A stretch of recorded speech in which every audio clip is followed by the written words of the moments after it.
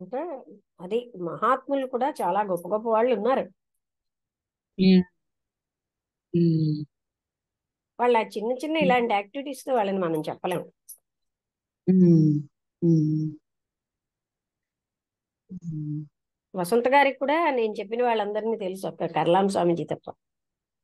ఉమ్, ఉమ్, ఎందుకంటే ఉమ్, భీమిలిలో ఉండేవారు, వీళ్ళు విశాఖపట్నం ఉండేవారు కదా, ఉమ్, తీసుకెళ్ళారు వసంత ఉమ్, గారు.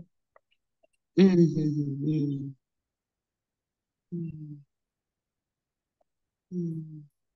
అంటే మహాత్ములందరూ అందరూ ఒకలా ఉండరు కదా. అవును, అవును. వీళ్ళెవరూ శిష్యగణాన్ని పెంచుకుని పాపులారిటీ కోరేవాళ్ళు కాదు. ఉమ్, అసలు శిష్యులు అన్నదాన్నే యాక్సెప్ట్ చేయరు. ఉమ్, ఉమ్, యోగానంద గారు అన్న ఆయన ఉమ్, నిరంతరాయంగా బోధ చేసేవారు, ఎప్పుడు ఆత్మజ్ఞానమే చెప్పేవారు. ఉమ్, ఉమ్, రకరకాల పద్యాలు, కృష్ణమూర్తి గారిని ఉమ్, చాలా ఇష్టపడేవారు. ఉమ్, ఉమ్, ఉమ్, సీతారామాంజనేయుల కూడా కొన్ని పద్యాలు అలాగా. ఉమ్, శివానంద గారి శిష్యుడు ఆయన. అంటే అక్కడ హరిద్వార అంటే రిషికేశ్ నుంచి వచ్చేసారు. వచ్చారంటే గురువు గారే చెప్పారు, నువ్వు ఎక్కడి వరకు వెళ్తావో ఒక దగ్గర నీకు ఉమ్, ఆగిపోవాలనిపిస్తుంది, అక్కడ ఆగిపో. ఉమ్, ఉమ్, ఉమ్, ఉమ్. అంటే అందరూ కాదండి, ఎవరెవరో అలా అక్కడ ఉంటారు, కానీ మహాత్ములు వాడిన వాళ్ళు ఉన్నారు. మన అదృష్టం కొద్దీ ఉమ్. దొరుకుతారేమో. అంతే. ఉమ్, అంటే ఒకసారి యోగానంద గారు అన్నారు, అమ్మ దగ్గర నా దగ్గర ఉండిపోవచ్చు కదా అని. నేను అన్నాను, అంటే ఉమ్, నా యొక్క స్థితి ఉమ్, అది తెలిసి, అంటే మీరు ఎన్ని ఎన్ని మదనాలు పడ్డారో అవన్నీ నేను పడొద్దా అన్నాను ఉమ్, కదా. ఉమ్, ఉమ్, ఈ స్థితికి రావడానికి ఉమ్, మీరు ఎన్ని మదనాలు పడ్డారు కదా. ఉమ్, ఉమ్, అంటే ఆయన మామూలుగా ఇంటిగా అన్నారు తప్ప. ఉమ్, ఉమ్, ఉమ్, అది చూడండి, ఆవిడకి అది గ్రహించగలిగారు కదా. ఉమ్, ఉమ్. అది గ్రహించారు అవును. చాలా మంది. ఉమ్, ఉమ్, దేనికి మనం ఇల్లు వదిలి ఆవిడ వచ్చిందో అది ఆవిడ పొందట్లేదు అనేది ఆవిడకి అర్థమైంది కదా. ఉమ్. అవును. ఏ ఆశ్రమం అయినా అక్కడ పనులు చేయాలి. ఉమ్, అవును. పనులు చేయకుండా ఎవరం ఉండలేము. ఉండలేం. అవును. ఉంచారు కూడా వాళ్ళు. ఉమ్, ఉమ్, ఉమ్. జ్ఞానం అంటే సేవ అంటారు అంతే. ఆ? సేవ సేవ అన్న మాటతో చేయిస్తారు మంచి తన్ని చాలా పనులు మరి చేయిస్తారు. అంతే కదా, మనం కూడా పని చేయకుండా ఉట్టినే కూర్చోలేం కదా. ఉండలేం, కూర్చోలేం. అవును. బద్ధకం ఎక్కువైపోతుంది. అవును.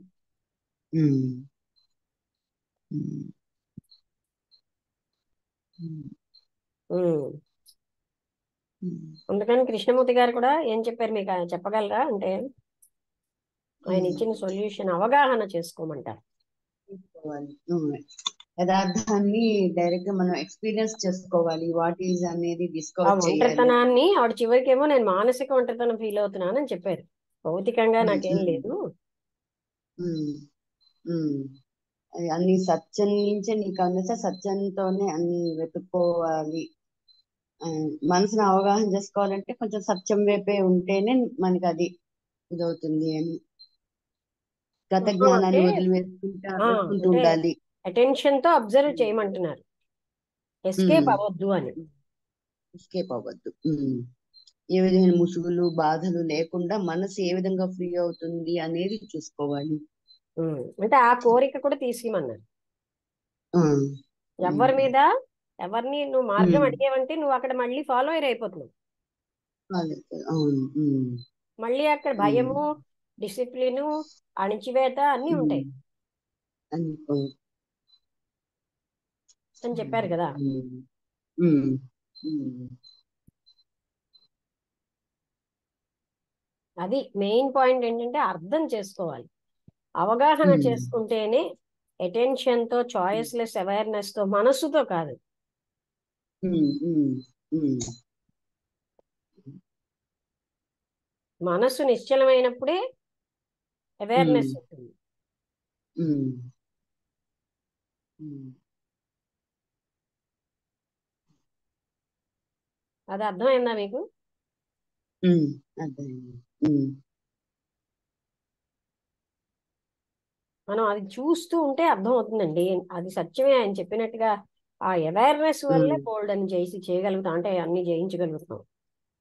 ఉమ్, ఉమ్, ఉమ్, ఉమ్, ఉమ్, ఉమ్. ముగించేద్దాం అయితే. ఆ ఓకే అండి, ఉంటాను.